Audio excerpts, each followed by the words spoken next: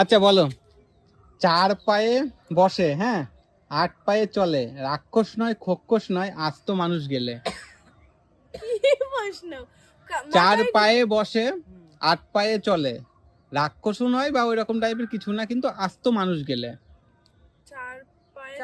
4 পায়ে বসে, 8 পায়ে চলে। 4 পায়ে চলে, 8 পায়ে বসে। হ্যাঁ, আস্ত মানুষ গিলে খায়, কিন্তু সে রাক্ষস নয়, খোক্ষস নয়, কোনো কিছুই না। অক্টোপাস।